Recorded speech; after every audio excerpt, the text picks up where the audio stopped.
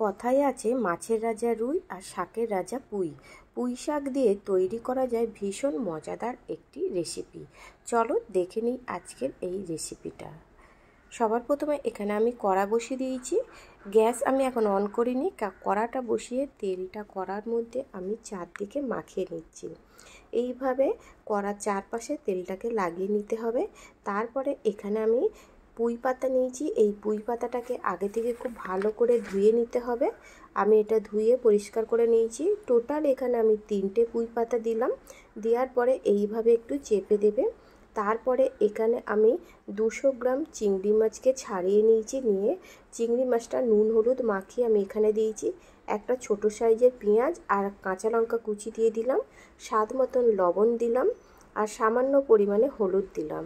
হলুদ লবণ দেওয়ার পরে এখানে দিয়ে দিলাম 1 চা চামচ কাঁচা সর্ষের তেল।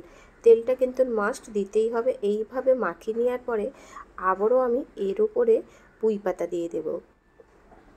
এখানে আবারও আমি 3টে পুঁই পাতা দিলাম।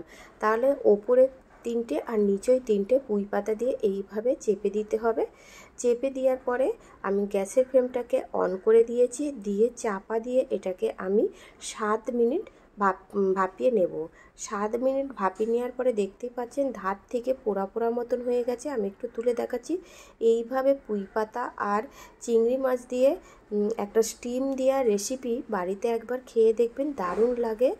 আবারও আমি এটা অপর দিকটা উল্টে দিচ্ছি। এইভাবে উল্টে দেওয়ার পরে আবারও এটা আমি 5 মিনিট স্টিম দিয়ে দেব।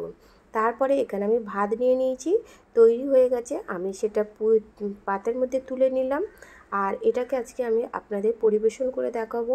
দেখুন বন্ধুরা, আমি একটু ভাত নিয়ে নিচ্ছি আর এখানে আমি নিয়ে নিচ্ছি পুঁই শাক আর চিংড়ির যে স্টিম দেওয়া পোড়া রেসিপিটা, সেটাকে আমি তৈরি করেছি। আমি এখানে পুঁই পাতা আর চিংড়ি মাছটা আমি আপনাদের একটু দেখাই। দেখুন চিংড়ি মাছটা কি সুন্দর সিদ্ধ হয়ে গেছে। এবারে এটাকে আমি পরিবেশন করব। এই রেসিপিটা দারুণ খেতে লাগে বন্ধুরা, একবার হলো এই রেসিপিটা খাবে। ভালো লাগলে চ্যানেলটি সাবস্ক্রাইব করবেন।